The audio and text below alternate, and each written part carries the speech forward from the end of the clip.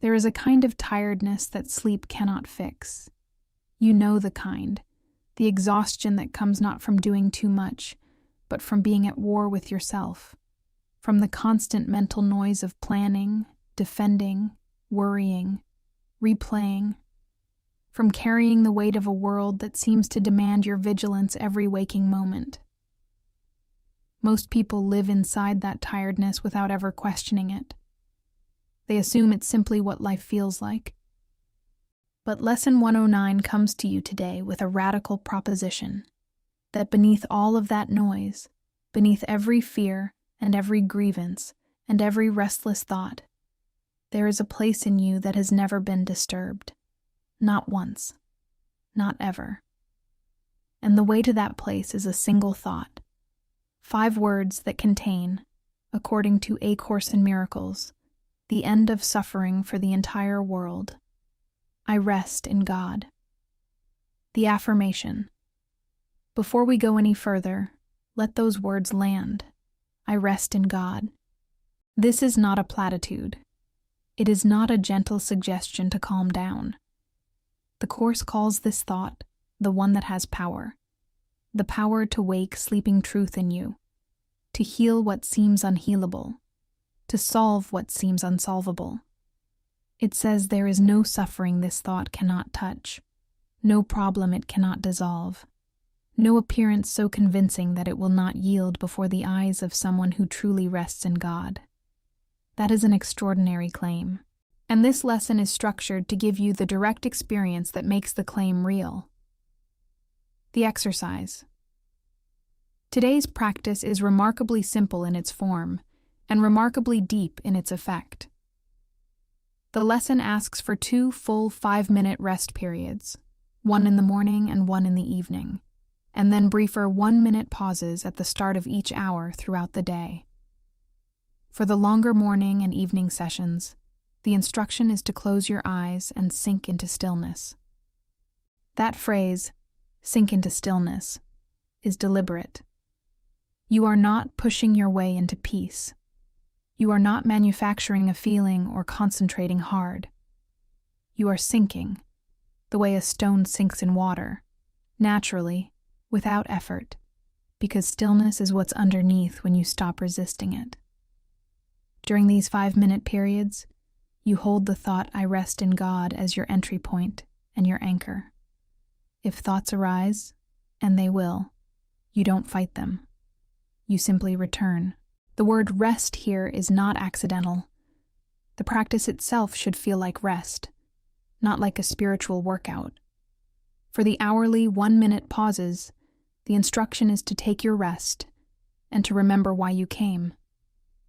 The lesson says that each hour you rest today, a tired mind is suddenly made glad. That image is worth holding. What happens in just 1 minute of genuine inner stillness is something the Course considers genuinely transformative. Not just for you, but for the world. And here is where the discipline comes in. The lesson doesn't tell you to set an alarm or rely on any external system. The commitment is internal. You decide, at the start of today, that you will return to this thought on the hour, with intention. That kind of conscious dedication is what the Course means by practice. Not rigidity, dedication. Theoretical context. What does it mean to rest in God? To understand why this lesson carries such weight, you have to understand what the Course means by rest, and what it means by God. In the Course's framework, the mind is almost always in motion. It is projecting, judging, interpreting, defending, planning. Even when the body is quiet, the mind is running, and that ceaseless activity is, from the Course's perspective, the source of all suffering, not because thinking is bad, but because the thought system the mind is running on is fundamentally rooted in the belief in separation. The ego's thought system is built on the premise that you are alone, that the world is real, that loss is possible, that you must protect yourself. And from that premise, the mind can never truly rest, because there is always something to defend, something to fix, something to fear. Rest, in this context, is not sleep. It is not distraction. It is the suspension of the ego's entire operating system, the moment the mind stops its compulsive maintenance of the illusion and recognizes that it doesn't need to, that there is something holding everything that the ego was exhausting itself trying to hold. That something is what the Course calls God, not a being outside you who might or might not intervene, but the ground of your existence, the permanent, unchanging source from which you emerge and in which you, at your deepest level, remain. The Course describes this as the sonship resting in the mind of God, not metaphorically, but as a literal description of what you are beneath the dream. And here is what this lesson is pointing at. You already rest in God. This is not a future state to achieve. It is the truth of what you are right now, underneath the noise. The practice of today is not to create rest. It is to remember it. To stop being so identified with the surface turbulence that you forget the stillness that underlies it. The Course uses a powerful phrase in this lesson. Yours is the rest of truth, not the rest of circumstances, not the rest of things going well. The rest of truth, which means it is permanent, unconditional, and independent of anything happening in the world. When appearances intrude, and the lesson says they cannot truly intrude on you, they don't reach the rest that is yours by nature. This is the non-dual core of A Course in Miracles at its clearest. There is a dimension of your being that was never touched by the dream. Not wounded, not confused, not afraid. And that dimension is not separate from you. It is you, at the deepest level. Practical application. Living this today. So how does this translate into ordinary Thursday morning reality? When there are things to handle, people to deal with, decisions to make, problems that feel very real? The answer is in how you carry the thought. I rest in God through the day, not as an escape from the world, but as a resource within it. Think about what usually happens when something stressful arises. A conflict, an unexpected complication, a wave of anxiety about the future. The habitual response is to contract, to tighten mentally and emotionally, to enter problem-solving mode, to resist what's happening. That contraction is the ego's version of handling things, and it is exhausting because it is constant. What the lesson is training you to do is something completely different, to meet those moments from the rested place. To bring the thought, I rest in God, into the middle of the difficulty, not to deny the difficulty, but to refuse to let it be the whole story. To stay anchored in the awareness that there is something in you that the difficulty cannot reach. This is what the lesson means when it says the thought will carry you through storms, not around them. Through strife, past pain, past loss. It doesn't promise you won't encounter turbulence. It promises that the truth of who you are cannot be destroyed by the turbulence.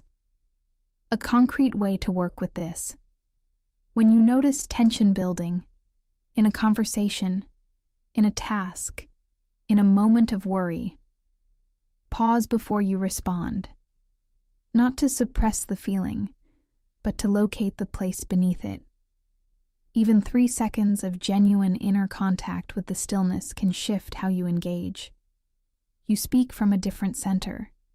You see more clearly.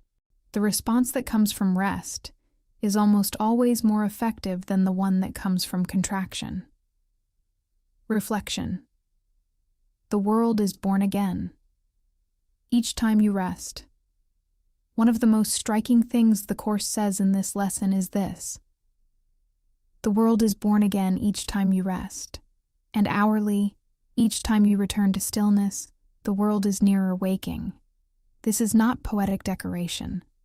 It reflects the Course's understanding that the world you see is, in every moment, a reflection of the thought system of the mind observing it. When the mind is in a state of conflict, the world appears conflicted. When the mind rests in truth, the world, at least the world as experienced by that mind, shifts. The images remain the same, but what you see through them changes. There is also something here about what it means to give this to others. The lesson speaks of calling everyone into the circle of your peace, not through words or persuasion, but through being rested. When you actually rest in God, when you locate that stillness in yourself and stay there, something happens in your presence that cannot be manufactured. People feel it. The quality of attention you bring changes. The way you hold space in a conversation, the way you respond to difficulty, the way you move through your day. All of it shifts when it comes from the rested place. The lesson says you gave your voice to God, and now you let Him speak through you. That might sound abstract, but experientially it means this. When you are rested in the truth of who you are, what comes through you naturally, the words, the tone, the response, tends to be aligned with what actually helps.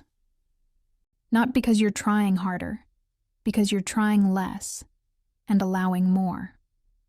The timelessness of this rest. There is one more dimension of this lesson worth sitting with. Its relationship to time. The Course says in timelessness you rest, while time goes by without its touch upon you. This is subtle and profound.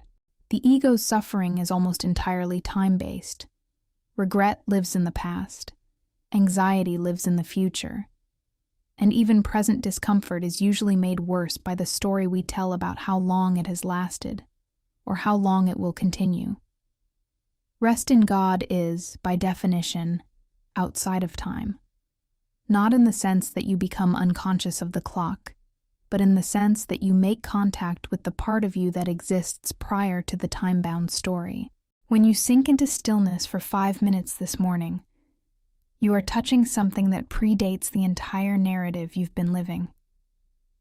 And from that timeless point, the weight of the past and the dread of the future both lose their grip. This is why the lesson says no more fearful dreams will come, now that you rest in God. It's not a promise about your nighttime sleep. It's a statement about the mind that has found its resting place, a mind no longer haunted by the fevered projections that passed as reality. Those projections were, as the lesson puts it, the dreams of fever that has passed away. And the rest you find today is the healing of that fever. Conclusion. Lesson 109 is not asking you to believe anything difficult. It is not asking you to pretend the world doesn't exist or that your problems aren't real. It is asking you to do something far more radical and far simpler. To stop. 5 minutes in the morning, 5 minutes in the evening, and 1 minute every hour. To close your eyes, sink into the stillness that is already there, and hold the thought that names where you actually are. I rest in God. Today you bring that rest into the world, not by withdrawing from it, but by moving through it from a different center. Every moment you touch that stillness is a moment the world is given something it desperately needs. Every return to peace is a contribution that reaches further than you can measure. You don't need to carry today alone. You never did. Rest in the truth of what you are, and let everything else follow from there. Thank you very much. I'll see you in the next lesson.